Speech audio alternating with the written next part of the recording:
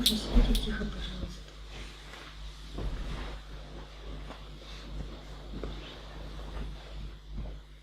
Чем будем сидеть спокойнее и тише, тем быстрее они успокоятся. Божества — это большие существа, очень развитые. И чтобы муравью поговорить с Богом, нужно подготовить муравья и площадку посадочную для приземления божества. Поэтому это требует терпения и сосредоточенности. Я как понял, что пришел какой-то представитель, и он какую-то предварительную информацию скажет. Он говорит, что много работы просто сейчас делается от ведического эгрегора, и как я понял, что та сущность, которую мы призываем, она сильно занята.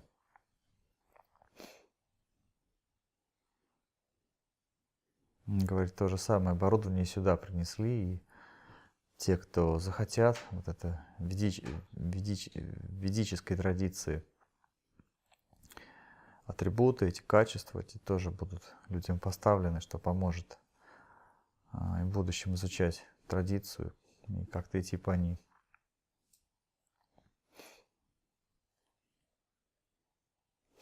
Он говорит, что на Землю очень много доставляется этого оборудования от ведической традиции, потому что тут, как я понял, будет меняться эта вера, духовная традиция. То есть, он говорит, очень много сейчас привозится, вообще очень много, что оно, говорит, ну, как бы стоит, типа склады заполнены нераспакованным оборудованием, там, нераспакованными блоками. И тот, кто был Радомиром, кого называли Иисусом Христом, он тоже в этой работе участвует. Он говорит, все работают. Нет, говорит, главных, второстепенных. Работы говорит, очень много. Он еще говорит, что вполне возможно, что он действительно еще раз вернется и снова даст свое учение, ну, вот в чистом виде, чтобы его больше не обвирали, потому что там недовольны, что из учения сделали. То есть все понимают, что кто на земле правит балом, тот и творит свои технологии. Но они недовольны тем, что они прикрывались именем представителей типа нашей традиции коренной. Какое-то мошенничество. Он говорит, что русский человек, у которого сильная традиция и генетические корни, он многие вещи понимает сам, без посредников, без какого-то специального вмешательства извне. Когда традиция открывается, когда человек здоров, то есть та информация, которая нужна, она сама к нему приходит. И человек просто знает на уровне генетической памяти, что ему нужно делать и как ему нужно делать. А когда человек идет уже очень далеко, то он уже приходит к тому, кто его непосредственно обучает. Он говорит, что готовится уже команда людей, которые будут заново нести знания. Он говорит, теперь, когда, возможно, придет снова представитель нашего древнего эгрегора, возможно, он даже придет под другим именем, чтобы не было инсинуаций и этих склонностей. Он даст полное учение, такое кристаллизованное, которое можно будет полноценно использовать. Это будет дано так, чтобы его было очень сложно обоврать, изменить, подделать. Но оно будет дано тем, кто очень сильно привязан к христианскому эгрегору, ему сложно оторваться. То есть кто уже врос в это учение своими мозгами и пытается жить по той традиции, которая но который ему не поможет по-настоящему жить. Он говорит, заново будут даны традиции, заново будут даны технологии, заново будут даны законы. Все будет разложено по полочкам ровно столько, насколько нужно. Он говорит, на самом деле таких сущностей, как вот Иисус Христос, Радомир, на самом деле известное количество, и что он говорит, это один из многих светлых душ, светлых сущностей с большим потенциалом. Говорит, что периодически на планеты, где не лежит печать темного мира, приходят такие сущности и периодически что-то приносят. Как бы даже курируя места и проверяя, насколько в чистом виде сохранилось учение. Он говорит, иногда в физических телах приходят, а иногда через местного на планете патриарха передается. Он говорит, это принципиально не имеет значения, это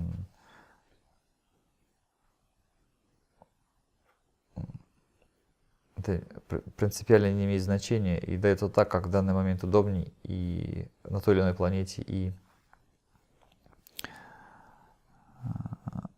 разумней. То есть, что лучше подойдет в данной ситуации, что более эффективно. Он говорит, что передача учения — это не только слова и ритуалы, это умение правильно воспринимать энергию и правильно брать то, что дают. Когда человек умеет правильно брать то, что дают, информация усваивается очень быстро, и она становится инструментом для использования фактически сразу. Он говорит, что он пришел еще и потому, что надо подготовить пространство, в том числе и в ваших умах. Он говорит, что представитель древней веры никогда не был последователем религиозного культа. И то, что передавалось, в частности, через него, это была упрощенная форма знаний для тех, кто эту упрощенную форму мог бы принять. Он говорит, что внутри группы, которая существовала помимо того, когда он пошел проповедовать уже в израильский народ, было свое более глубокое учение, и оно серьезно отличалось от того, что было дано, поскольку там внутренняя группа, внутреннее сообщество, он говорит, катары и все остальные, они имели более ценное знание, более цельное знание. Правда, до конца не поняли его суть и не сумели в нужный момент правильно применить саму суть технологии.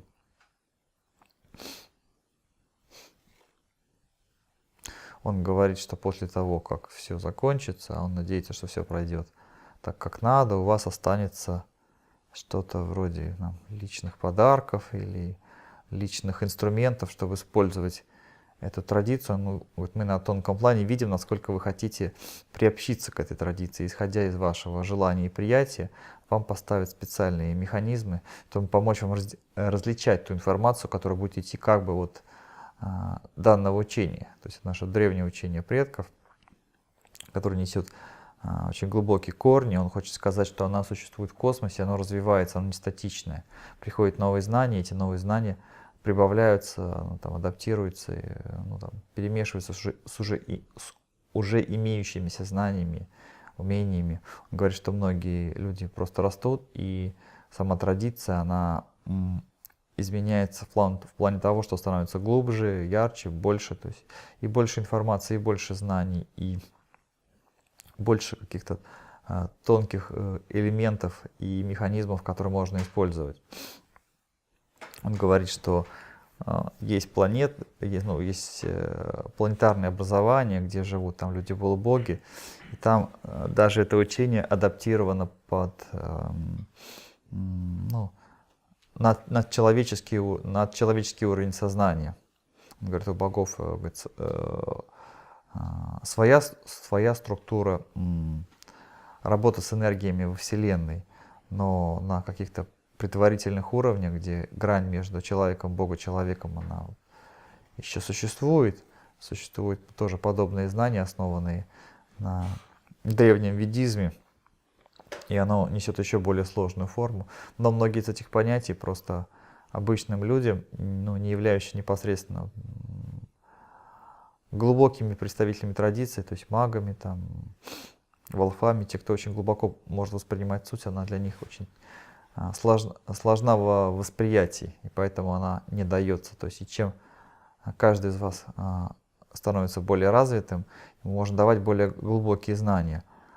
Эти глубокие знания занимают часть вашего сознания и будут занимать большую часть вашей жизни, но они дают особые возможности, особое понимание, особую ясность, или, там, легкость и целенаправленность во всем, что человек может делать. То есть, с одной стороны, это, ну, как-то, если можно выразиться, некий груз, который человек носит, а с другой стороны, это умение всегда быть в пределе, на месте и не иметь условностей. То есть все четко определено и имеет свое свойство, свое назначение, свое понимание. И любой вопрос можно раскрыть, опираясь на имеющуюся базу. И мастерство в обработке осмысления информации, которая приходит извне. То есть высокие скорости, высокие возможности. Эти подобные знания, умения — это как одежда, которую человек носит.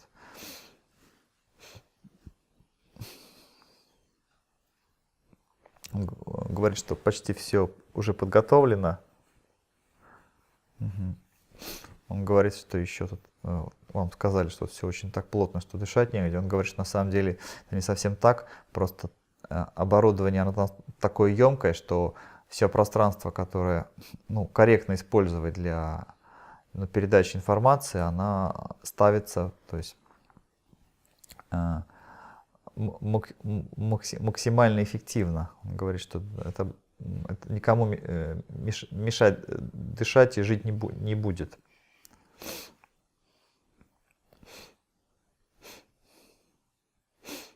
Он еще говорит, сейчас поставим последний кристалл в центре, и через него он будет еще передаваться определенное там знание, информация, нечто. Он говорит, что когда придет тот, кто за все будет отвечать, то есть вот он там, курьер-посредник, вот он через этот кристалл будет работать. Вы даже можете почувствовать его энергия, она будет достаточно сильна. Он находится снизу, а не сверху. Сверху стоит другое купольное оборудование. Это вещи очень естественные, они, к сожалению, не могут оставаться, они забираются. Но на то время, пока они здесь, вы можете почувствовать некоторые новые ощущения о жизни, о мире, о структуре, поскольку данный кристалл вбирает в себя качества традиций изначальные. И вся основная энергоинформация качается через него. Этот кристалл тоже живое существо, но это тоже можно почувствовать. Он говорит, что они там почти закончили.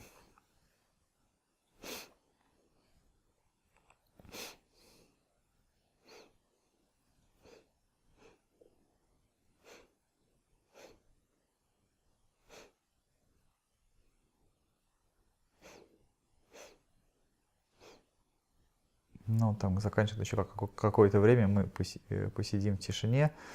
Он говорит, что он не просто разговаривал, он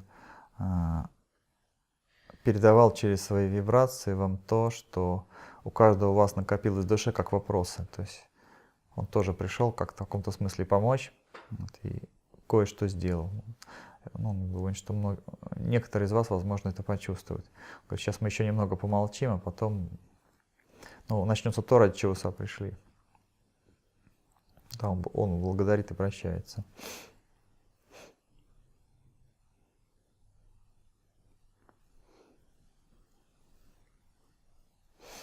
Там, по-моему, еще такая информация прошла от кого-то из технической службы, что если кому-то вдруг станет плохо, то есть ничего, можно даже лечь. Это не обязательно случится, но если вдруг станет, то можно лечь, полегчает на пол, то есть не нужно там сильно с этим бороться, то есть все пройдет само, но такая ситуация может быть. Он говорит, только под голову положите что-то себе, чтобы не было дискомфортно.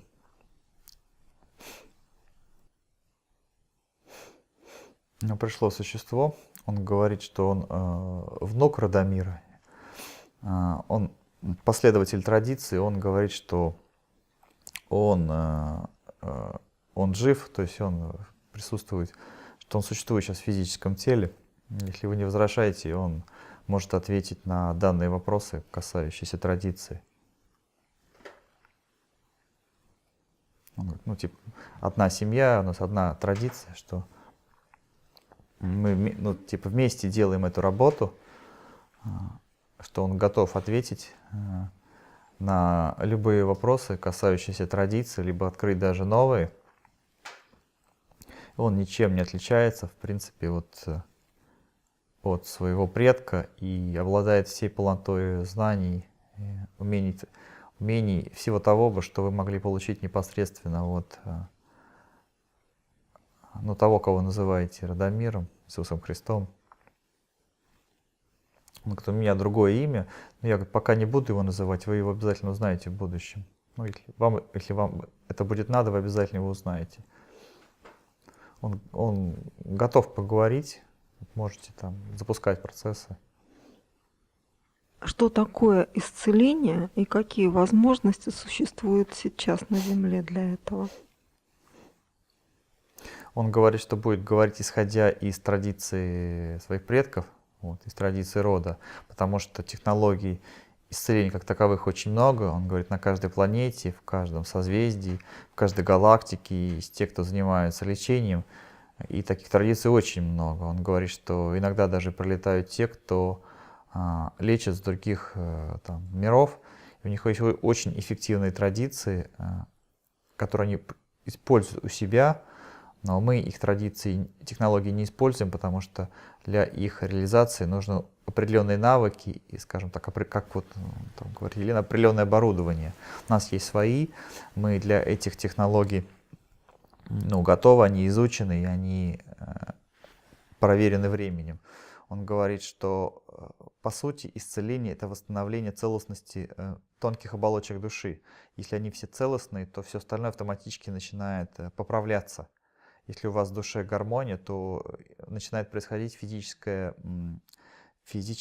даже регенерация, вплоть до того, что люди могут в известной степени молодеть или даже меняться формой физического тела. Исцеление, когда из целостной структуры берется матрица гармонии, и она накладывается на все, что у человека имеется. Например, физическое тело, накладывается здоровая целостная матрица на матрицу физического тела, которое у вас есть, и оно становится здоровым. То есть она обретает ту форму, которая позволяет параметры вашей души и энергетики. Эта матрица накладывается на любые тела, включая кармического, но кармическим телом фактически управляют мысли, чувства, цели, то есть действия человека. Фактически кармическое тело может гармонизироваться, и для этого есть некоторые механизмы, но обычно этот процесс мы запускаем через человеческие поступки. То есть человек начинает жить определенным образом, и идет гармонизация. То есть извне на этот механизм влияет только тогда, когда люди находятся на достаточно высоком уровне развития, к которому вы, несомненно, тоже придете, тогда, когда можно влиять на карму непосредственно технологиями. А вообще на вашем уровне развития на карму влияют поступки, ваши мысли, ваши чувства, ваши стремления. Целостность это означает подгонять все оболочки, которых вы имеете, включая физическую, под совершенную матрицу. То есть совершенную матрицу здоровья, совершенную матрицу энергии, совершенную матрицу мышления, совершенную матрицу эмоционального состояния, совершенную матрицу восприятия действительности и так далее. Он говорит, целитель, который этим занимается, он в принципе должен заниматься этим. А какими технологиями он это делает, это вот его вопрос. У нас в славянской традиции для этого есть свои технологии, наработанные предками. Он говорит, за то последнее время, когда того, кого называете Иисуса Христа, не было здесь как учителя, эти технологии серьезно продвинулись.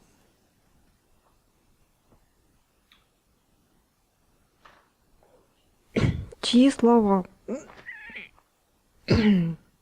Ищите, обрящите, просите, и дано вам будет. Он говорит, у кого просить? Он понимает, что сказано, он говорит, что это немножко искажен смысл слова. Он говорит, что просить можно у членов своего рода, поскольку вы члены одной семьи. Членами рода являются и ваши боги. Вы просите тогда, когда сами не можете с этим справиться, и у вас нет инструментов, механизмов, ресурсов. Нет ничего зазорного просить тогда, когда вы не можете делать сами. Но когда вы можете сделать сами, постыдно просить, и это является признаком паразитизма. Просить можно у членов своего рода, тех, кто вас опекают, тех, кто являются вашими близкими, тех, кто за вас отвечает, либо, соответственно, у богов, если вопрос сильно значимый, и он лежит очень глубоко, и близкие, окружающие, там, маги, те, кто вас опекают на всех уровнях, не способны с этим справиться. Это тоже доступно.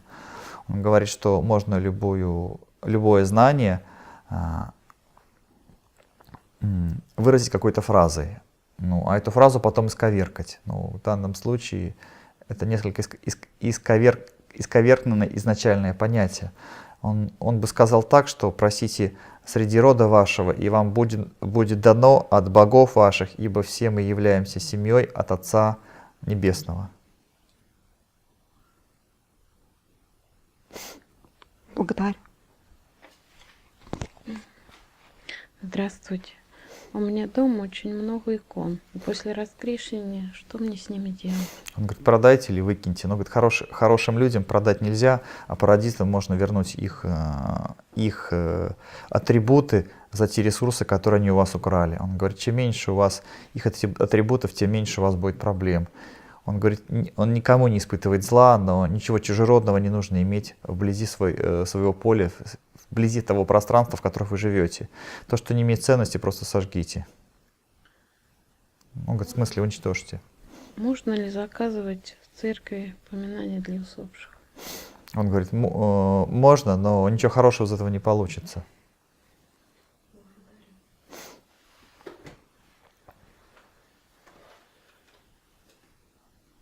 Для кого был написан Ветхий и Новый Завет? Для тех, кто хотят быть рабами.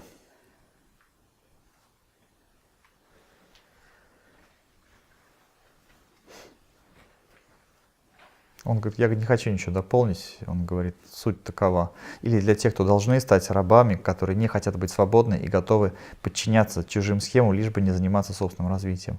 Он говорит, я не хочу в это ничего добавлять, потому что это очень, очень простое понимание. Он надеется, что вы поймете, о чем идет речь. Приветствую. Был ли Иисус Христос распят на самом деле? Он говорит, убить пытались, а не один раз. По-настоящему не убили, но, он говорит, предок страдал, и ему было сильно неприятно такое отношение. А тут, говорит, хуже не сама боль и не сам переход из мира в мир, а то, что за благо, которое ты приносишь, тебе воздается страданиями. Он говорит, что смерти как таковой практически не было. То есть был короткий переход.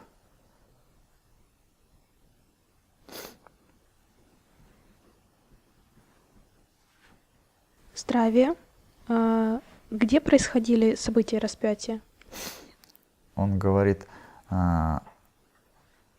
это была земля, где жил другой народ, и куда евреи пришли, поскольку им понравилось это место, чтобы поселиться. Он говорит, на ландшафтах, которые рисуют художники древности, он достаточно правильно изображен. Он говорит, что в этих местах зимой было прохладно. Что касается многих вещей, про которые говорят, и написано в Библии, очень, говорит, много придуманного. А вообще соотносите происходящее от того источника, где есть слова, например, самого предка моего. Он говорит, что они мало исказили его слова, не исказили, говорит, в вашем источнике, но мало. Потому что нужно было иметь какую-то основу, на которой бы опиралось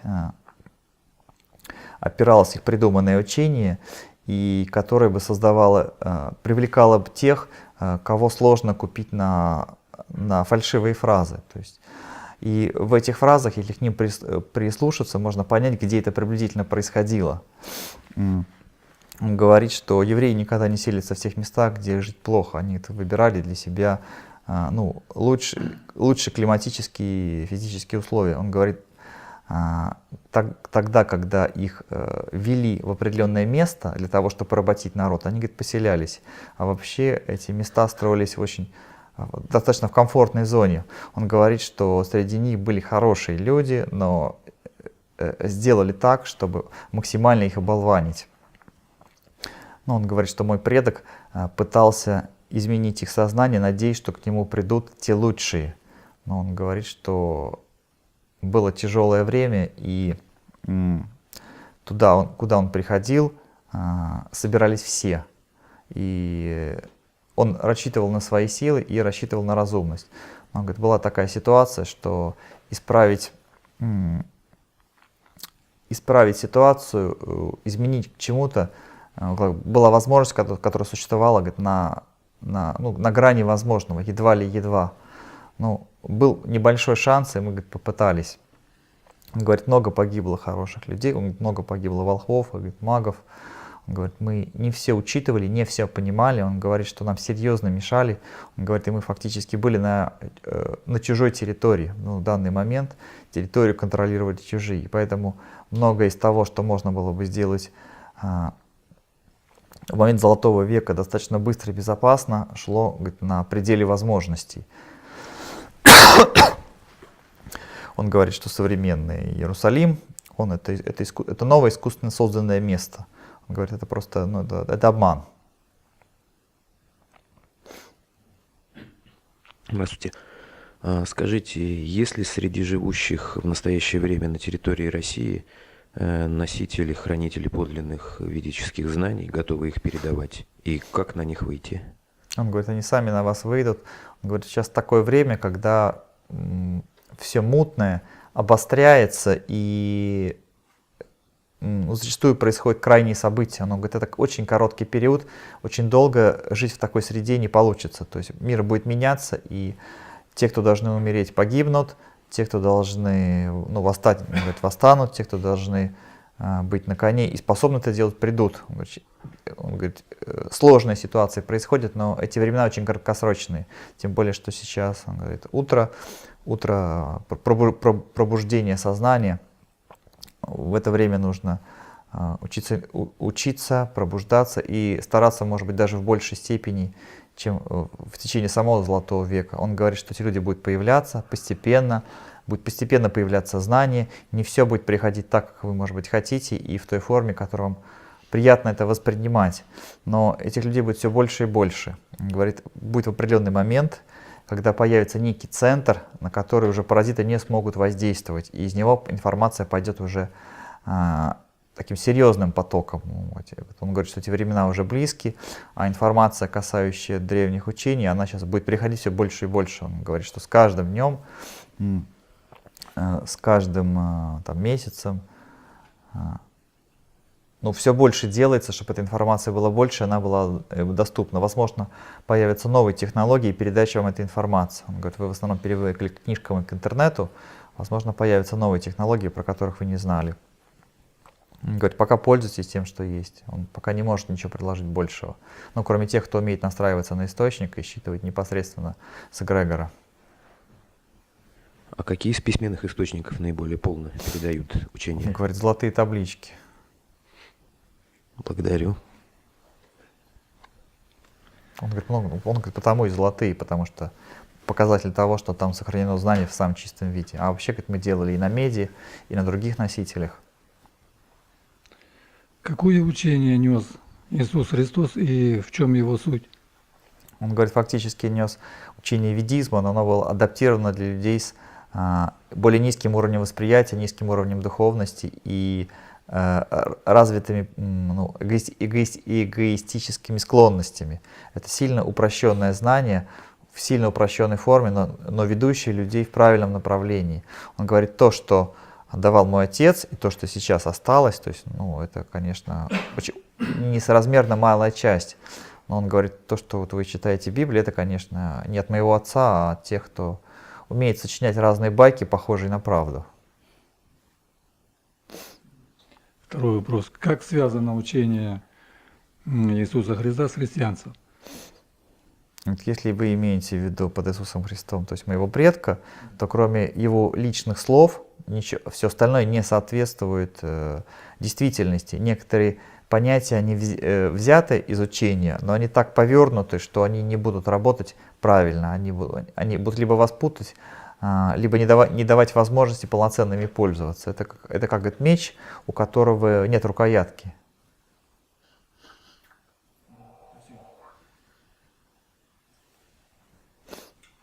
Расскажите, пожалуйста, о ложных нагнетаемых страхах, которые на Земле сейчас происходят. Он говорит, то, что он видит, это сейчас самое опасное, что сейчас смешивают важную информацию с изначально ложной.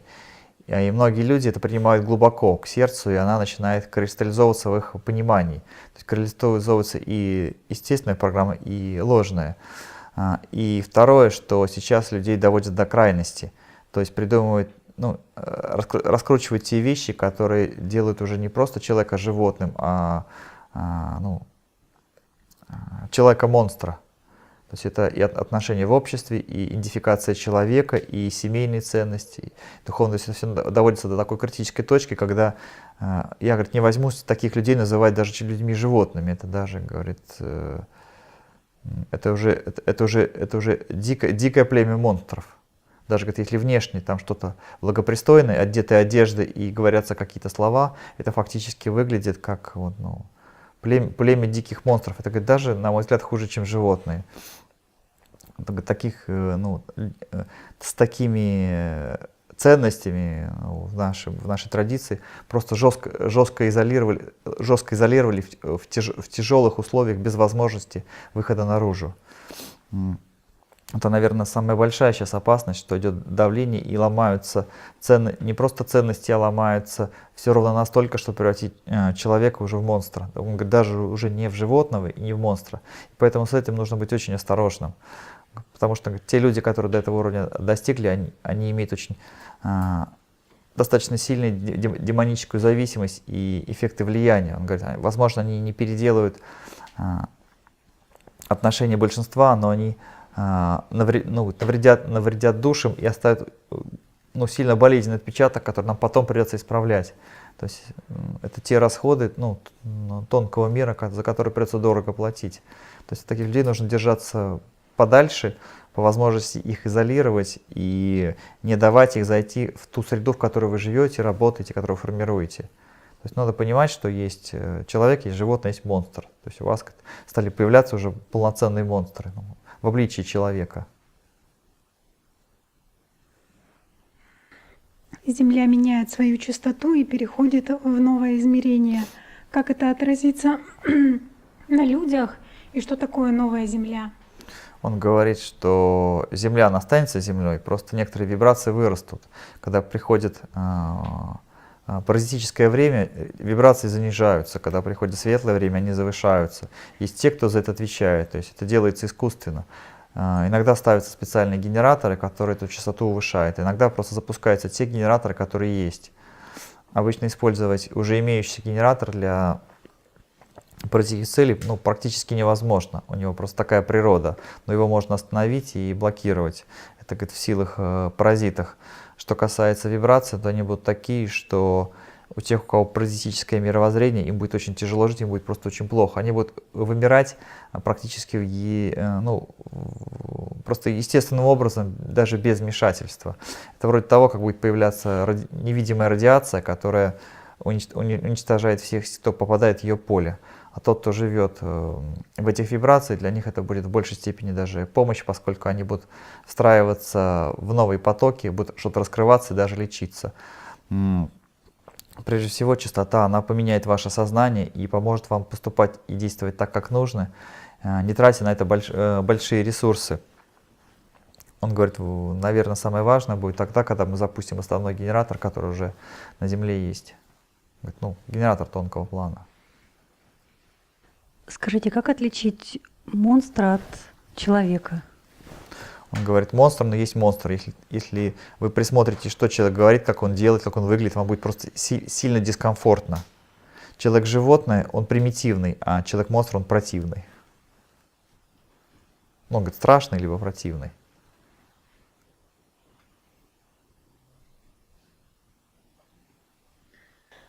У меня больные внуки.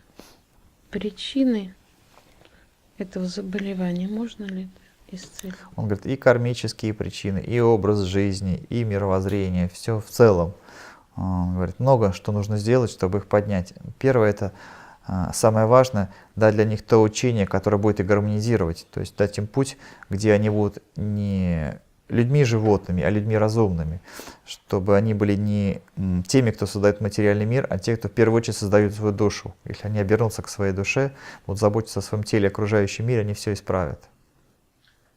Какие хронические заболевания у моего сына? И как ему от них исцелиться? Он говорит, что это не в его полномочиях эти вещи рассказывать. Есть другие, кто этим занимается. Он говорит, если быть добрым, разумным, целеустремленным человеком, рассчитанным на развитие, относящимся разумно к себе, к окружающим, к миру, ведущий естественную жизнь, то все эти вещи можно исправить. Он говорит, что вот у твоих потомков должно быть много переосмысления их образа жизни, их целей, их отношения к окружающим, к самому себе. Когда это осмысление пойдут перемены в данном области, в лучшую сторону. То есть это вопрос духовно-нравственный. Вот прежде всего, а потом все остальное.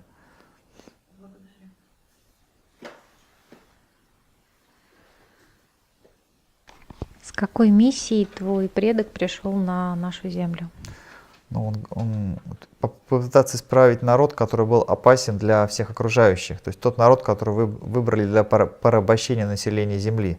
Он говорит, что порабощать собирались всех, а не отдельно, не только народ, но детей расы. То есть рабами должны быть все остальные. А сам народ был бы тоже рабом, только форма рабства была бы скрытая. Он говорит, можно быть рабом, живя в золоте, купаясь в вине и молоке, не работая и обладая властью. Он говорит, тоже можно быть рабом, и в таком рабстве сильно страдает душа. Он говорит, у рабства на самом деле очень много форм. Тот народ, который был не безнадежен, но имел слабые места, обычно является механизмом для управления паразитических сил. Он говорит, он был тем хорош, что у него в генетике были наработки, потому что взять, например, негроидную расу для этого было нельзя, они для этого слишком примитивны. Нужно было брать народ, в котором был какой-то потенциал. Он говорит, в этом народе был потенциал, но чтобы использовать его для практических целей, это было достаточно. Усилиями этого народа исправить что-то в целом мировоззрении земного шара было бы недостаточно. У них генетики качеств не хватает. Хотя среди народа было какое-то количество хороших людей, несмотря на генетику, которые старались жить честно и разумно и не стремились опираться в своей жизни на паразитические принципы. Он говорит, не все уже было так плохо, просто влияние оказалось сильное, и шансов у этого народа при воздействии паразитических сил было очень немного. Мы старались помочь, чем могли. А с какой целью из личности твоего предка сделали культ? Он говорит, это одна из технологий паразитов, брать кого-то, кто был светил по духу и к которому в народе доброе отношение, и из него делается культ, близкий к сатанинскому, близкий к паразитическому, либо напрямую паразитический паразитический ореол, явно либо скрыто завуалированный. Когда вы хотите донести до какого-то народа через темную технологию какое-то знание, какое-то учение, я имею в виду паразитическое учение, чтобы оно было принято, оно должно опираться на того представителя, который генетически близок к этой расе. Если приходит человек другой расы, к нему обычно относятся как к чужаку и тяжело воспринимают. То есть за матрицу берется какой-то носитель. Такие хитрости есть у паразитической системы. Если бы они, например, взяли за пророка негра, араба, либо кого-то еще, то вероятность того, чтобы он воспринимался как свой, было очень малоэффективно. То есть люди бы чувствовали, что это чужой. Не забывайте в том, что и сами, например, евреи, они белые, они очень похожи на вас. А если они живут с вами, то они генетически меняются и иногда почти неузнаваемы. Человек, не обладающий знаний, зачастую не видит разницы. Многие те, из кого пытались сделать пророков, их маскировали по представителей той системы, в которую направляли. Если бы к этому учению приучали, например, негроидную расу, они бы придумали пророка бы негра.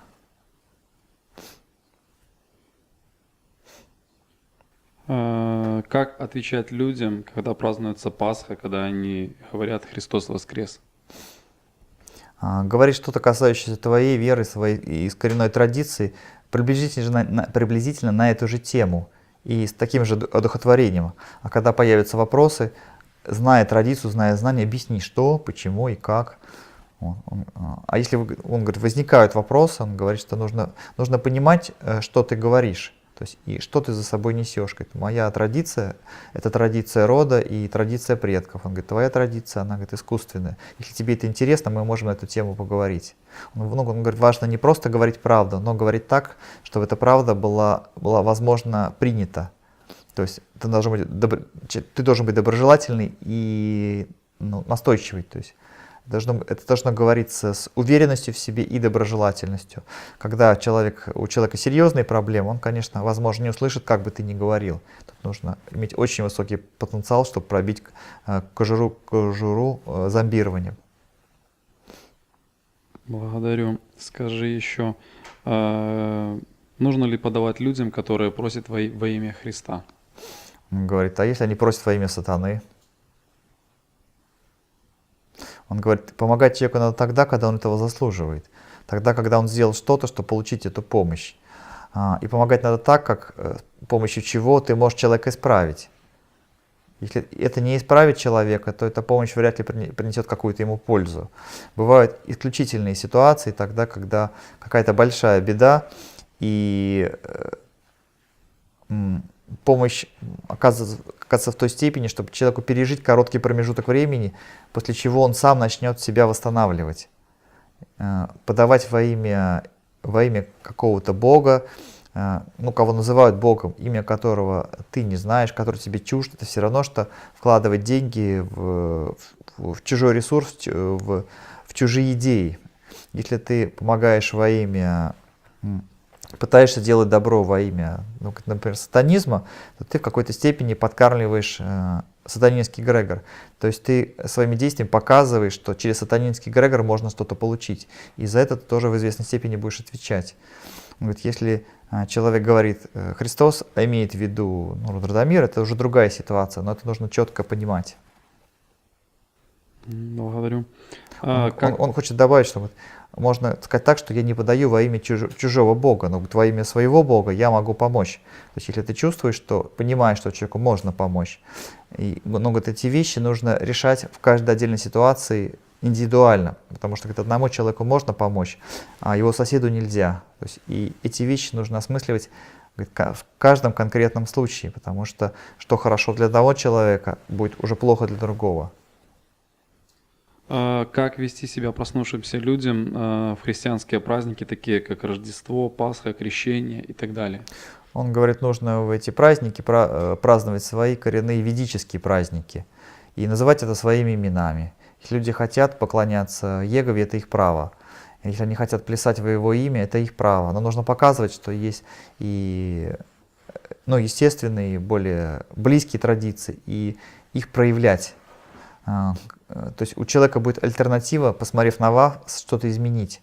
Потому что прежде чем попал под влияние этой системы, он пытался выбирать, а выбирать было не из чего. Скажи, пожалуйста, такой праздник, как Радовница, он был подменен? И если подменен, то какой был ведический праздник и как себя вести на этот праздник? Очень много праздников рода, которые были связаны с природными явлениями, качествами, которые помогали человеку что-то в себе раскрыть. Он говорит, что в природе существует много разных циклов. И праздники были нужны для того, например, чтобы этот природный цикл правильно использовать для жизни. То есть будучи в гармонии с природой, например, использовать цикл подъема энергии, либо тогда, когда идет упадок энергии, засыпание, создать такое эмоциональное состояние, чтобы не входить в состояние дремы, состояние прострации. Он говорит, что большая часть праздников, которые существуют сейчас в вашем существующем христианстве, она наложена, фактически точно наложена по датам на то время, когда нужно праздновать родовые праздники. Часть праздников связана с почитанием богов предков, то есть включение в тонкую энергию, в тонкие знания, которые живут в памяти, в сердцах, в душах ваших великих предков. И подключение к их энергии позволяет человеку раскрывать в себе то хорошее и светлое, что в них уже есть, но еще находится не на достаточном уровне. Праздники делятся на общение с богами, на общение с природой и на праздники, которые запускают в вас циклы, необходимые вам в связи с вашей жизнедеятельностью. Иногда это сочетается. Все в ведической традиции имеет практический смысл и имеет духовную основу. Некоторые названия древних праздников, они сейчас известны правильно, а некоторые переиначены. Благодарю. Есть Библия Тесеев. Кто автор этого произведения? Он говорит, он бы не хотел обсуждать Исеев, не хотел бы обсуждать разные течения, он говорит, их было много. Он говорит, в Евангелии есть часть, которая говорил, говорит, мой предок, она говорит, действительно настоящая, она почти не искажена. Он говорит, что-нибудь всегда немножко искажается, там говорит, большая часть, она то, что было сказано. Были те, кто брали отдельные учения и пытались экспериментировать, что можно сделать, взяв учение и изменить его ради собственных интересов. Было много разных групп, которые пытались спекулировать на учении моего предка. Он говорит, и Исеи тоже пытались спекулировать. Среди них были и хорошие люди, были и плохие, были просто заблудшие овцы, которым нужно было знание и традиция. Он говорит, что среди, например, еврейского народа были хорошие люди, но они не могли понять, что говорил мой предок, и не могли принять это потому, что их очень долгое время зомбировали. Говорит, до того, как пришел Иегова, было свое учение, которое помогало более или менее как-то разумно им выживать. Но потом его очень аккуратно, очень конкретно подменили, то есть сделав его откровенно паразитическим. Он говорит, что в Евангелии есть чисто слова моего предка. Там есть фактически простое и доступное знание, и было то, что действительно, он говорит, мой предок говорил. Есть было некоторое количество учений, таких групп, таких как Исеи. На самом деле их было достаточно много. Просто решили сохранить для будущего потомства только часть, для будущих поколений. То есть Исеи неизвестны, но таких как Исеи, он говорит, было какое-то количество групп, которые в свое время были также известны, в той же степени, и также их пытались довести до общей массы, просто они не прошли. А когда вы рассказывали про генератор, а в какие сроки он включится? Он говорит, что время и место, оно имеет тайный смысл и тайное начало. Он говорит, нельзя говорить, куда ты положишь твое оружие и когда ты его применишь. Но факт того, что это придет, говорить надо, чтобы враги знали, что их время заканчивается, и у них появляется шанс либо вовремя уйти, либо может для кого-то переосмыслить. Хотя, говорит, обычно таких очень мало. Он говорит, время, оно близко очень достаточно, то есть вы это время еще застанете, и частично вы это время приблизите своими поступками, своим мировоззрением, поскольку перемены, они приходят не сами по себе, они приходят в связи с желанием людей жить по-другому, в другом мире, по другим законам.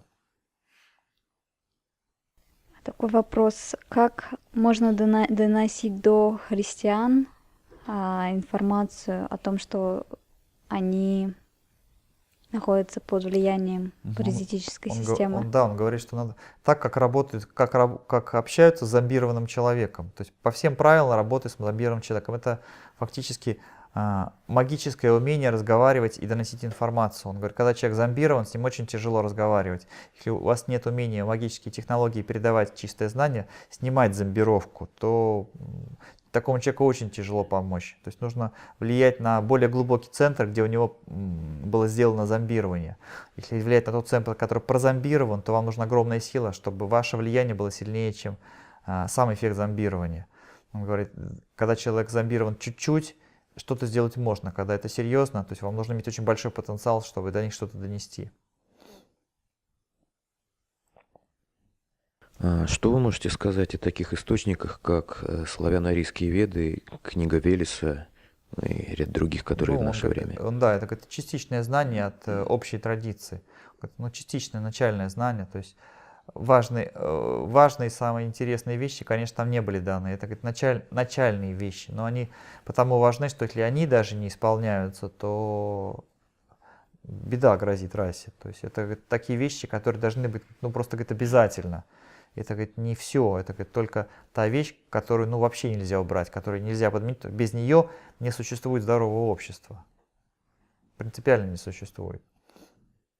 А кем на самом деле были такие люди, как Сергий Радонежский, Серафим Саровский и другие, которые давали информацию под крышей церкви? Он говорит, были наши люди, которые пытались выжить и что-то исправить. Он говорит, мы тоже пытались помочь, но он говорит, на чужой территории воевать мы не очень приучены. Мы, говорит, обычно воюем говорит, в прямом честном бою. То есть у нас вообще, как у традиции, мало умений воевать, говорит, из-под тишка. Это, говорит, наша была беда, и мы сейчас это понимаем.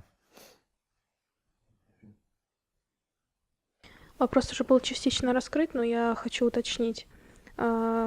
Если продвигать культуру в народ, в массы, сейчас очень много течений, очень много разрозненности среди людей, которые изучают и продвигают культуру. То есть фольклористы, левашовцы и так далее. Многие из них до сих пор заморочены на церкви. Дай, пожалуйста, совет, как достичь потенциала, чтобы влиять на таких людей. Собственно, это вопрос. Он говорит, во-первых, нужно изучать то в традиции, что уже есть и что доступно. Научиться это использовать в жизни, научиться на это опираться. Когда ваши способности растут, когда ваша духовная сила растет и ваше влияние на окружающих растет, когда вам есть что предъявить и что показать, когда вы можете своим примером показать, что вы живете счастливо, опираясь на ваши законы, то и сила вашего воздействия на окружающих благодатна, она будет намного сильнее. Он говорит, самое лучшее — это показать, что есть нечто другое, что более эффективно, чем есть у человека. Он говорит, можно переманивать, но лучше всего просто показать, что есть что-то более разумное. И человек, который стремится к свету, он все-таки выберет то, в чем больше света. На какой ведический праздник был наложен христианский праздник Пасхи? Он говорит, что практически на все ведические праздники были наложены христианские, то есть искусственно, практически на все. Он говорит, что сейчас обсуждать каждый праздник, его назначение, это будет очень долгий формат, и у нас просто не хватит времени. Он говорит, практически на все были наложены новые понятия. На самом деле праздников было в несколько раз больше, и, кроме всего прочего, были праздники, которые касались определенных сословий. Он говорит, у воинов были свои праздники, которые не праздновали все остальные. То есть эти праздники касались в некоторой степени, но они были именно праздниками воинов. Такие же праздники были у священников, у ремесленников, у купцов в той или иной степени. Больше, фактически все праздники, которые существовали, они были закрыты фальшивой иконкой и фальшивым смыслом. Причем, что очень интересно, что некоторые технологии празднования брались непосредственно с источника, с изначальной традиции, только что-то переворачивалось с ног на голову и вкладывался другой смысл. Скажи, пожалуйста, а Люцифер какую сейчас роль на Земле играет?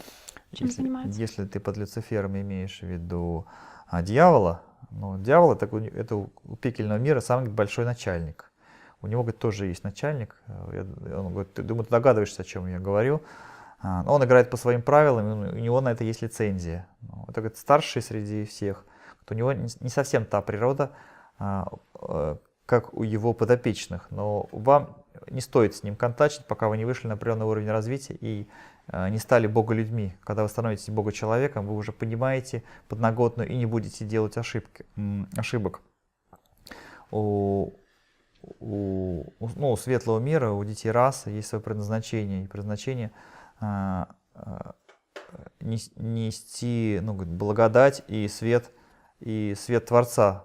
У паразитов их задача не позволять спать тем, кто склонен спать. Это жесткая форма влияния, но она иногда необходима. Ничто не было создано случайно. Он говорит, как и нас, так и их специально создали. И это было создано не на пустом месте. Говорит, ничего не появляется во Вселенной само по себе. Скажи тогда, пожалуйста... Да, он хочет добавить, что говорит, у паразитов тоже есть иерархия. То есть есть старшие и есть там младшие. То есть у них много званий, просто вы знаете только там, предположим, такие имена, как сатана, дьявол, а у них тоже есть иерархия, и ее можно, говорит, так расписать, как звание в армии. У них, говорит, тоже это и есть. А вот ченнелинги, которые Люцифера в интернете есть, кто под этим именем скрывается и что это за ченнелинги? Он говорит, много есть больных людей, которые думают, что они экстрасенсы. А скажи, пожалуйста, вот, например, лично я на моем уровне развития, как я могу бороться с паразитической системой? Он говорит, делать себя более близкой к природе Бога, к гармонии, и создать вокруг себя гармоничное пространство, и через свой собственный пример, через свое собственное внутреннее состояние оказывать влияние на окружающих. Когда ты будешь счастливой, наполненной, жить интересно, люди автоматически к тебе подтянутся и будут принимать то, что раньше не принимали. Зачастую вещи сильно разумные не принимаются потому, что они кажутся странными, чуждыми для окружающего. Это как еда, которую человек никогда не ел, она кажется странным, но только человек входит во вкус, он не понимает, почему он не ел ее прежде. Скажи, а существует такое понятие лень души и как она проявляется? Он говорит, есть такие понятия, это психические, бывают и духовные склонности. Это тогда, когда у души потерян вектор и заблокирована воля, и тогда душа находится в состоянии прострации. То есть сама по себе душа, она напрямую не работает. Она работает тогда, когда дан какой-то вектор. Например, вектор личности. Личность — механизм, через который душа реализуется. Когда душа может реализовываться на уровне изначальной сути, это уже уровень тогда, когда вы стали Богочеловеком. Тогда, когда вы слышите вибрации Бога через призму индивидуальности души. Он говорит, когда проявляются душевные качества, это обычно выражается очень красиво. За тем исключением, когда душа уже темнеет, она перестает нести в себе божественное подсвечивание, то есть тот свет, который идет изначально от Творца. И еще хотелось бы узнать, а паразитическая система в каком состоянии сейчас находится? Вот с нашей последней встречи я задавал такой вопрос, что-то изменилось за эти 2 месяца? Он спрашивает, это то, что касается лично тебя? Можно лично меня? Он говорит, есть ответ, касающийся лично себя, и есть ответ, касающийся вообще существования системы. А давайте оба ответа. Он говорит, что касается тебя, ты изменяешься к лучшему, это видно. То есть ты начинаешь уже светиться, и это приятно. Он говорит, что видно твое прошлое, и там было значимо больше проблем. Он говорит, что вокруг тебя будут со временем появляться люди, которые будут тебе помогать. То есть, судя по всему, ты будешь жить лучше, счастливее. Что касается самой паразитической системы как таковой, она была и она будет. И пока она нужна, ее оставят там, где она есть, и будут контролировать в той степени, в которой контролируют. Он говорит, что у паразитов тоже есть свои полномочия, и дальше определенного их не пускают. Не думайте, что у них есть какая-то исчерпывающая власть. Еще скажите, пожалуйста, что такое правильное мировоззрение? Тогда, когда ты относишься к окружающему миру как элементу творений, и сама в этой системе хочешь быть творцом. То есть в тех пределах, в которых это возможно. Когда окружающий мир — это часть твоей области творения. Человек-творец не будет вокруг себя разрушать то, что нельзя разрушать. Это изначальное мировоззрение. Он говорит, что когда ты познаешь суть божественного, это становится внутренним переживанием. Ты не можешь относиться к миру так, как относился к раньше. Он говорит, есть паразитическая система, и когда в тебе пробуждается божественное творческое начало, ты учишься работать так, чтобы и защищаться, и творить, и учиться одновременно. Помогите разобраться в понятиях дьявол и Люцифер. Говорят, что Люцифер был лучшим учеником Бога, а затем совершал плохие поступки и превратился в сатану. Правда ли это? Он говорит, иногда некоторых сущностей захватывают, иногда зомбируют, но каждая душа делает свой выбор сама. Бывают такие случаи, когда душа, неудовлетворенная полученным опытом, имеющая способности, становится на черный путь. Он говорит, я не хотел бы обсуждать именно Люцифера, но он говорит, сейчас он находится там, где он находится, хотя мог и нести свет и нечто большее. Но многие сущности, имеющие способности, в определенный момент могут делать неправильный выбор. И чтобы этот неправильный выбор был сделан, на них оказывается, он говорит, серьезное давление. Всегда в борьбе за влияние, в борьбе за власть над сознанием, над принадлежностью идет войны. То есть, эти войны ведутся не в каком-то, может быть, прямом, иногда они ведут косвенным способом и ведутся тайно. То есть внешне это какие-то социальные события, а внутри это огромная война, на которых одни пытаются склонить вас к свету, другие к тьме, к паразитизму. Он говорит, что таких, как Люцифер, было достаточно много. Он говорит, вам известно вот одно название, если пошукать по галактикам, то таких наберется такая приличная кучка. Правда ли, что дьявол на самом деле светлое существо, просто делающее грязную работу? Тот, кто взялся за эту работу, обладал потенциалом. Он говорит, что демоны по своей природе, они не обладают истинными талантами. Им дается наработанный механизм, который они используют, либо технологии, которые могут использовать. Обычно способности, связанные с потенциалом души. Используя демонический путь, развиваться невозможно. Сам по себе система, она блокирует развитие. Он говорит, тот, кто первый и самый главный взял на себя эту работу, он обладал потенциалом и мог занять место среди богов. Но в высшем замысле есть технологии, есть способы, создающие динамику для развития. И в этой динамике есть место для тех, чей путь — это паразитизм. Он говорит, что пока паразиты нужны, они есть. Когда они будут не нужны, они исчезнут из вашей жизни. Из Вселенной, из эволюции. Как мне полностью очиститься и что я должен делать для того, чтобы быть постоянно под руководством света, рода? Во-первых, изучать традицию, осмысливать сказанное, использовать это в своей жизни, стараться улучшить все то, что возможно, не бояться сложностей, опираться на традицию и стараться, если есть возможность что-то исправить лучшему, используя опыт, используя саму традицию, используя тот или иной механизм, ты нарабатываешь себе умения. Он говорит, есть какая-то система, и ее используя, можно что-то изменить к лучшему. Если ты используешь ее периодически, ты набираешься мастерством. Со временем мастерство становится таким, что оно делает твою жизнь легкой и наполненной. Он говорит, еще что он хочет сказать, что нужно все время учиться. Сейчас есть одно знание, то есть одна область знаний, в будущем станет еще больше. Нужно всегда стремиться учиться, причем учиться в той форме, которая для тебя приемлема. Старайся во всех значимых в твоей жизни делах опираться на подобные знания и принципы. То есть когда приходит время делать выбор, опирайся на знания предков, на их технологии. Даже то, что сейчас существует, это в принципе достаточно, чтобы более или менее разобраться, как поступить. Спасибо.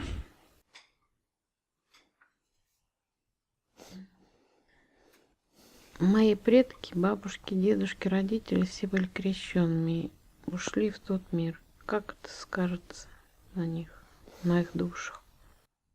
Те, кто были под влиянием политической системы, за это заплатили и достаточную цену. Когда они заново придут к воплощению, у них появится возможность от этого очиститься. Но пока они там, и там другая ситуация. Он говорит, в основном ваше развитие идет в физических телах. Когда они снова придут в физическое тело, у них появится возможность выбрать более разумный путь. То есть и они этот выбор сделают, хотят они или не хотят.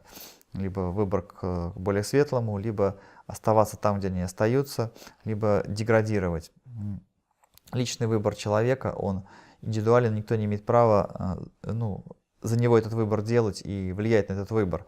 Ну, кроме той ситуации, что человека стимулирует к правильному выбору, например. То есть стимулировать вы имеете право.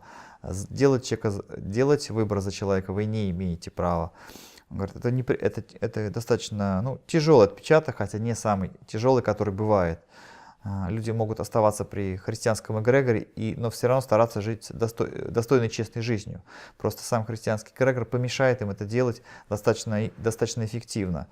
Когда придет их время снова воплощаться, они попробуют все исправить. Если к тому времени окажутся твоими потомками, то, возможно, ты им поможешь в этом собраться и правильно, и сделать правильный выбор. Если нет, то кто-то другой, возможно, поможет, либо они сами это будут делать. Ты сейчас отвечаешь за свою жизнь и за жизнь тех, кто является твоими детьми и внуками. Но в той степени, в какой ты имеешь на это полномочия. Чем ты больше их поможешь сегодня, чем в будущем, возможно, родившись у них, они смогут помочь тебе. В каком направлении мне лучше развиваться? Он говорит, что есть учение предков, и на него нужно опираться. А какую выбрать форму для самореализации, это вопрос твоего личного выбора. То, что тебе больше нравится, то, что наполняет твою душу, твою жизнь смыслом. Когда твоя деятельность наполняет твою жизнь смыслом, ты можешь формировать в своей жизни счастье, и все, что ты будешь делать, для тебя в радость. Ты не борешься с миром и не живешь по пути страдания. А если страдания в какой-то степени приходят, то они смываются радостью и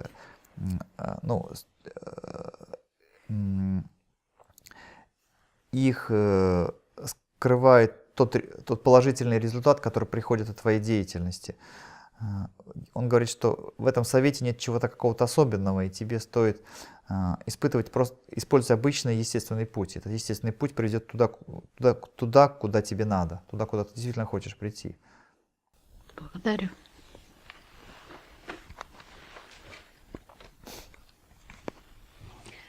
Как достичь твоего уровня сознания и что нужно делать для более эффективной эволюции? Твое сознание должно ориентироваться на высший мир, а не на земной. У человека должен быть баланс между земным и небесным, но с большей ориентацией на небесное. То есть при принятии решения, по крайней мере, 51% должен идти на понимание вопроса в высшем смысле его слова, независимо от тем, чем ты занимаешься. То есть ты больше ориентирована на развитие, ты больше ориентирована на духовную составляющую, чем на земную.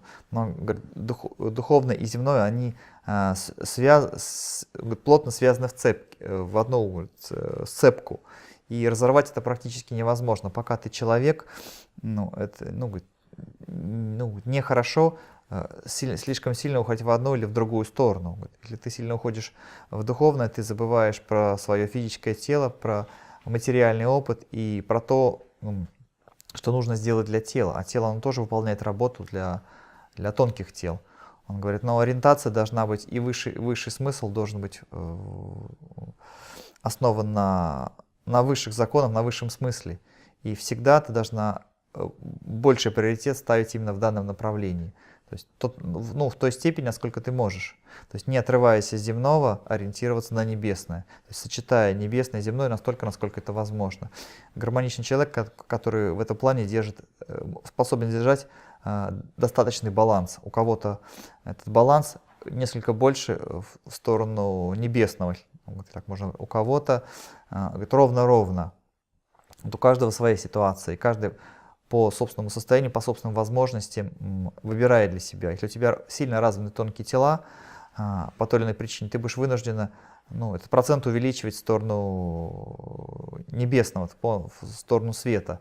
То есть большая часть твоего существа находится там. Если ты еще находишься на начальных этапах развития, то есть серединка на половинку, то пусть будет баланс, 51% в сторону духовного. Благодарю. А можешь озвучить основные ведические законы? Он может перечислить, сейчас упрощенную форму этих законов, поскольку передача самих законов — это достаточно большая тема, и каждый закон нужно хорошо осмысливать. Он говорит, что у славян первым, в принципе, самым важным законом является понимание того, что мы являемся детьми Божьими, и наши замыслы, если они не опираются на замыслы Бога, и они не в резонансе с его высшим пониманием свободы, то создается склонность к деградации. Отсюда вытекает закон права свободного выбора. То есть человек сам выбирает путь, по которому он идет. Он говорит, что право выбора говорит о том, что ты разумное существо и в тебе нет демонической природы. Как только кто-то начинает за вас делать выбор, вы автоматически превращаетесь из человека разумного в человека-автомата. А с человека-автомата можно сделать и человека-животного, и зомби, и подвести под влияние пекельного мира, либо сделать просто жертву. Он говорит, следующий закон — это закон почитания предков и почитания окружающего мира. То есть человек воспринимает окружающий мир как живое существо, почитает свой род и почитает своих предков. Почитание — это означает следование традициям, осмысливание традиций и использование их в жизни, передача того опыта, который дали вам предки, своим детям. То есть накопленный положительный баланс знаний, умений ты должен передавать своим потомкам. И тем самым ты выражаешь приятие высших законов, приятие рода, приятие окружающего мира.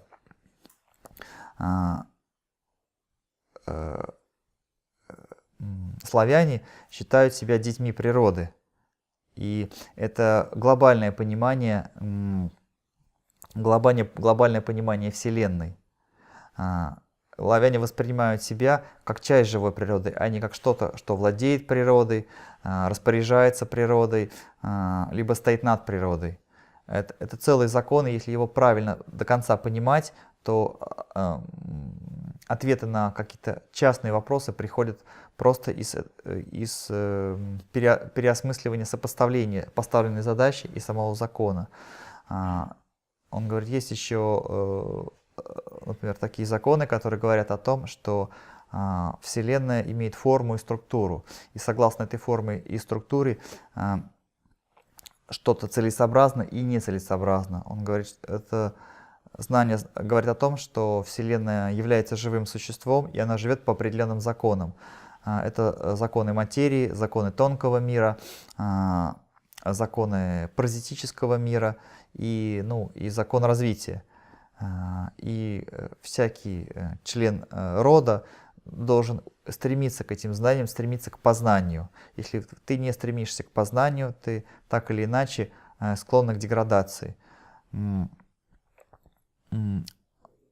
говорит, что законы предков рассказывают о том, какая Вселенная, как она построена, по каким законам происходят определенные процессы, для чего это происходит и как работают механизмы. Чем ты выше поднимаешься в плане развития, тем более тонкую часть этих законов ты можешь получать и должна к ним стремиться. Он еще хочет рассказать про ту сторону, что у ведиста, у православного есть отношение с Богом. Это один из самых важных тоже законов. Он говорит о том, что ваша эволюция — это, по сути, правильное отношение с Богом. То есть ты понимаешь причину происходящего и стремишься эту причину правильно реализовать. Отношение с Богом говорит в целом, гармоничный человек или не гармоничный.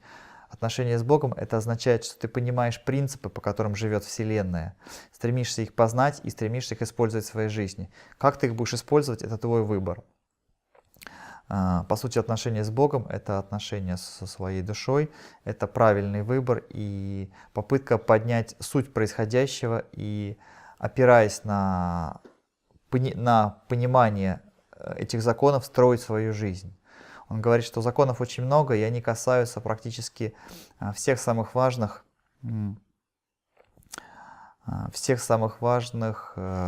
вещей в жизни человека. Если человек живет на какой-то отдельной планете, какой-то отдельной системе он может использовать ну, те или иные законы. На другой планете, в другой системе они могут быть не актуальны. Он хотел бы закончить вот этот разговор, вот, касающийся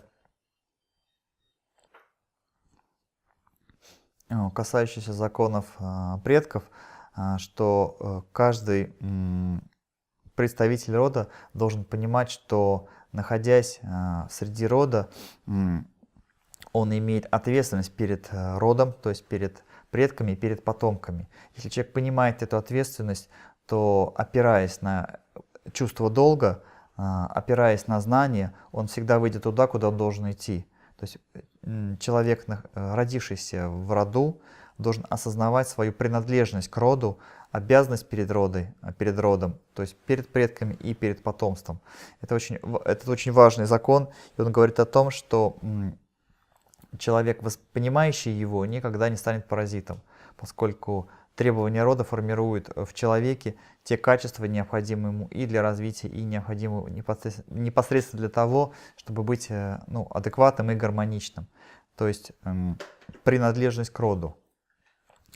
При этой принадлежности человек, во-первых, может получать помощь от рода, во-вторых, поддерживать род потенциалом своей собственной души, интеллекта, умений, знаний и всего того, чем он обладает.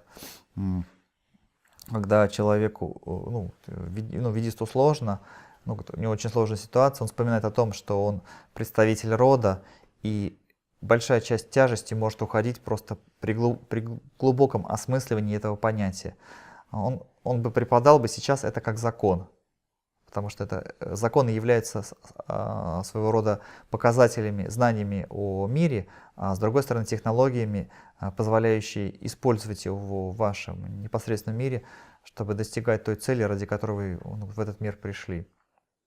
Он говорит, что законов много, и для людей, ведущих определенную деятельность, могут раскрываться какие-то более тонкие вещи.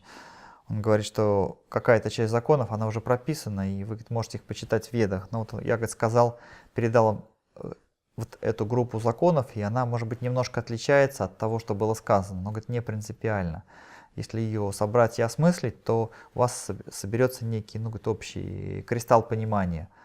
Он говорит, что многие законы нужно очень глубоко расшифровывать. И, например, закон принадлежности тебя к роду, понимание, осмысливание, это предполагает определенные вещи. И это не только непосредственный долг перед предками и перед потомками, но и то, что можно делать в пределах рода и что нельзя делать. Это касается и отношений внутри семьи, выбора семьи, построения окружающего мира и отношения с представителями других народов и других систем. Он говорит, это глубокие законы, и просто даже один закон требует очень глубокого расшифровки. То есть каждый закон может занять длительное время для его раскрытия. Если кто-то бы из вас задал конкретный вопрос, касающийся, например, какого-то закона, то можем на эту тему поговорить, если вам принципиально важно. Просто их относительно много, и их раскрытие потребует от нас большого времени. Если я увижу, что вам нужно раскрытие какого-то конкретного закона, принципиально важно, то в пределах оставшегося у нас времени я постараюсь это сделать.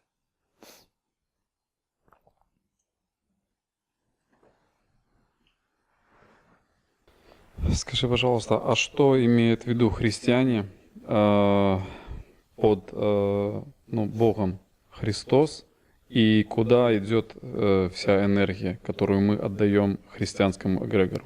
Говорит хозяину Егове, а Егова передает своему хозяину повыше, там по цепочке, оставляя себе маленький кусочек, пайку за выполненную работу.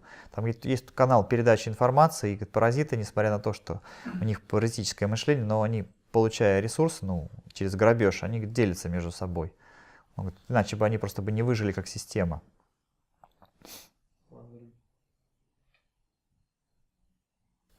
А как взаимодействовать с родом и поддерживать связь? Он говорит, это большой вопрос, и если я буду на него сейчас отвечать полноценно, то, возможно, этот вопрос будет последним. Если вы готовы к такой ситуации, то я сейчас расскажу. Вот это ваш коллективный выбор, потому что это сейчас займет достаточно времени. Он говорит, что когда сейчас передается информация, я не просто говорю, вам вашу полевую структуру дается специальная настройка на подключение к этому источнику энергии, к этому пониманию. У вас вставляются небольшие кристальчики. Говорит, на самом деле работа лежит несколько за пределами слов. Если вы хотите вот в данном формате, то есть сделайте ваш выбор, я расскажу про это. Просто это большой вопрос, и его надо широко раскрывать. Сейчас было выражено намерение узнать его глубже. Но я, говорит, не могу частично давать. Либо я даю вам информацию, уже в раскрытом виде, либо вот мы ограничиваемся тем, что я сказал прежде. Хочу предложить на следующий семинар просить взять какой-нибудь закон или вот большой вопрос взаимодействия с родом и разобрать его очень подробно. Если у вас все еще остались вопросы, с которыми вы хотели бы приехать домой уже с пониманием того, что вам делать дальше, то лучше бы разобрать их. Но это коллективное решение, поэтому... То есть есть еще какие-то вопросы? Тогда все-таки я предлагаю закончить вопросы, которые есть. Да, Скажите, пожалуйста, в каких местах в нашей стране правильнее расселяться? Лучше заселять новые места или все-таки использовать те деревни и города, где жили наши предки? И какое количество народу может выдержать одно место? Он говорит, хороший вопрос, потому что есть правила, по которым, например, делается градостроение или, например, поселение на природе. Он говорит, в зависимости от того, какая технология используется. При совершенных технологиях город принципиально не отличается от деревни. Если город строится как защитная крепость, то он не предназначен для длительной жизни. То есть он как коммуникационное место, где собираются люди в сложные моменты. И город представляет собой защитное место, защитную крепость. То есть где можно переждать сложные времена в течение короткого промежутка времени. Он не предназначен для долгого времени. И в связи с этим в этой области можно переждать что-то, но если живешь постоянно, то ты не получаешь те ресурсы, которые есть на Земле и которые возможны для естественного использования. При определенных технологиях можно выстраивать город так, что он принципиально не отличается от непосредственно жития на природе, когда баланс между природным и городским, он достаточный. Он говорит, это зависит не только от технологий, но это возможности, например, использовать возможности природы. То есть иногда есть такие природные возможности, когда можно создавать высокую плотность населения на условной квадратной мили или на определенные единицы измерения. Но иногда природные возможности есть, иногда нет. Иногда с помощью технологий эти вопросы решаются. Но должен быть баланс. В любом месте, где вы проживаете, должен быть баланс природы и баланс человеческого,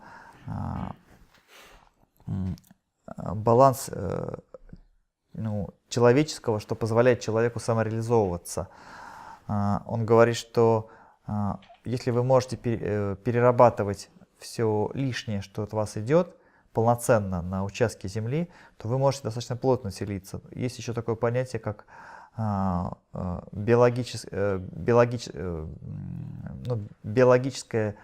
естественное пространство, то есть каждому человеку нужно определенное пространство для полноценной жизни. То есть это определенный участок пространства. То есть и его ни в коем случае нельзя нарушать, и в этом плане тут вам ничто не поможет. То есть у каждого человека должно быть пространство, где он чувствует комфортно существование своих полевых структур. То есть чем вы больше развиваетесь, тем это пространство может быть больше. В этой связи люди определенного уровня развития живут менее плотно, и это ситуация, которую никак не изменишь. Бывают ситуации, когда можно жить в разных частотных пространствах. То есть при высоком уровне развития вы можете периодически уходить в другое частотное пространство. Но это тогда, когда вы серьезно поднялись над вашей обыденной жизнью. Он говорит, что есть технологии, позволяющие создать уютное пространство, гармоничное пространство на достаточно узких территориях. Он говорит, вообще человек должен жить при природе, с природой и на условиях природы. Своим потенциалом он может природу в каком-то смысле улучшать, но не навязывая что-то природы, а в нее гармонично встраиваясь. Он говорит, при теперешнем вашем развитии вашего общества он бы, предположим, на квадратную милю селил не больше 5-6 тысяч человек при правильном градостроении. Это как максимум. Но это при том условии, все, что построено на территории, сделано по максимуму ваших совершенных технологий, что вы сейчас имеете. Приблизительно 5-6 тысяч человек на квадратную милю. Это, говорит, самый-самый максимум. А вообще, вокруг каждого человека должна быть та биополевая структура, существующая от природы, которая позволяет ему слиться с природой. Если там 10 человек способны слиться с природой, не мешая друг другу, то этого достаточно. Если не могут, значит, надо природное пространство расширять, то есть активное биологическое пространство расширять.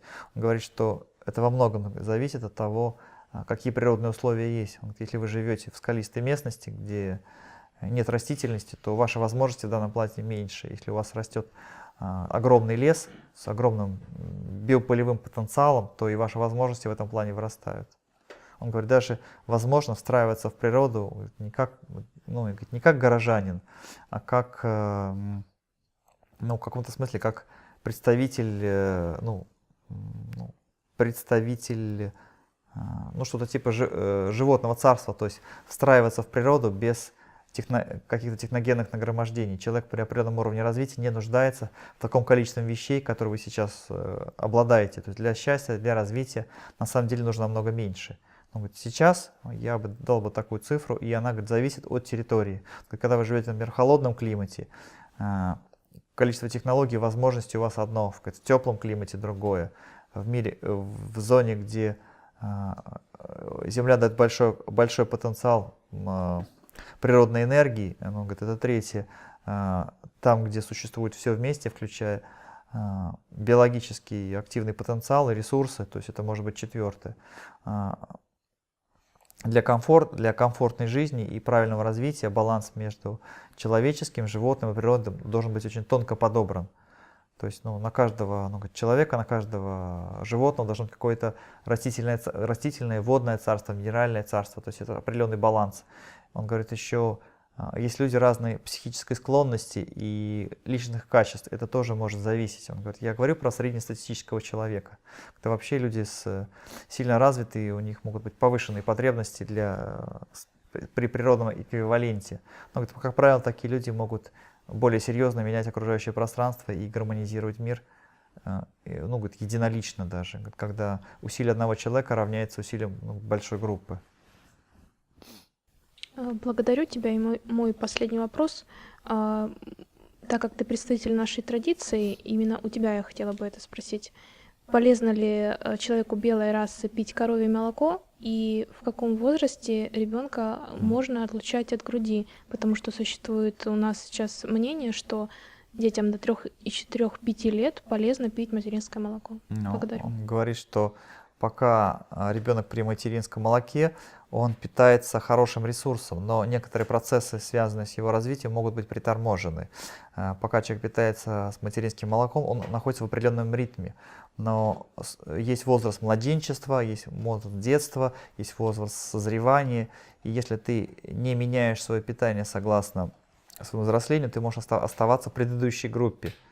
Он говорит, что теоретически в сложные времена можно использовать молоко до тех пор, пока оно необходимо. Но коровье молоко, во-первых, не самое лучшее молоко. Я вам предложил, например, козье, которое у вас есть.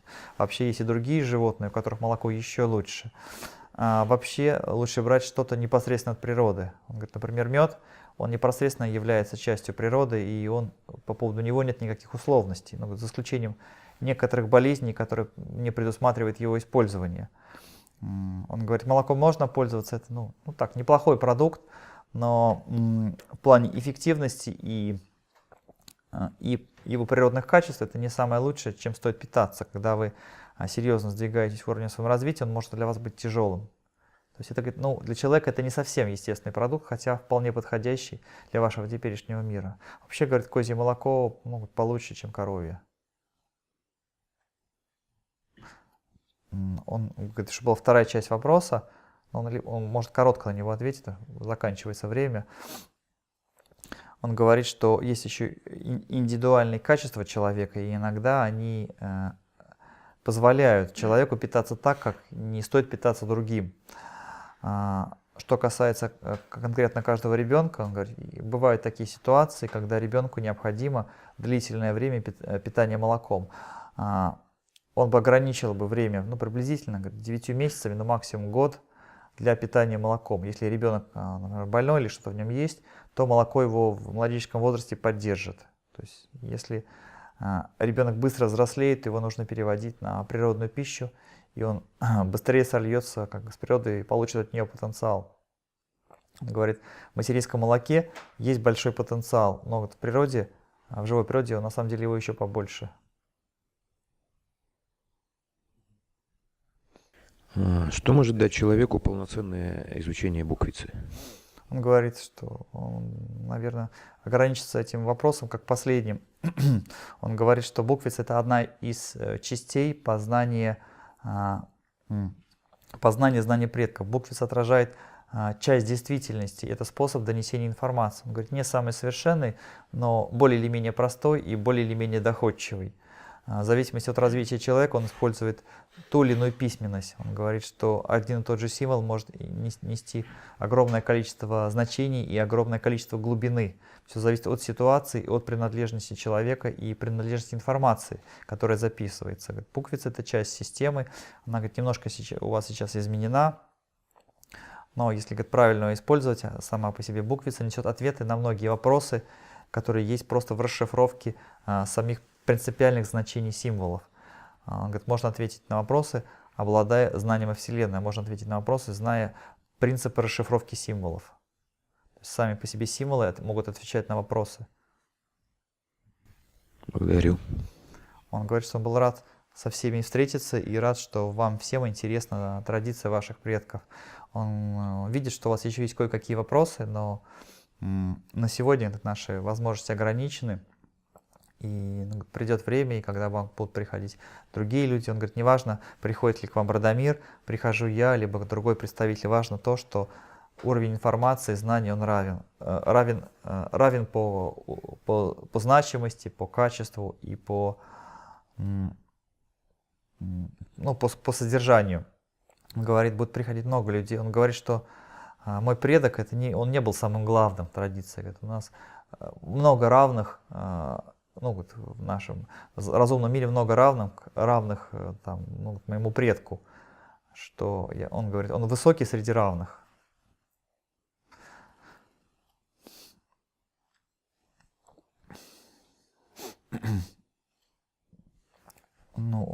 Это все, что я хотел вам передать, и я надеюсь, что данная информация даст вам возможность, и тем, кто это услышит, измениться к лучшему. Он как представитель рода и как представитель генетической линии Радомира, тем, кого вы называете Радомиром,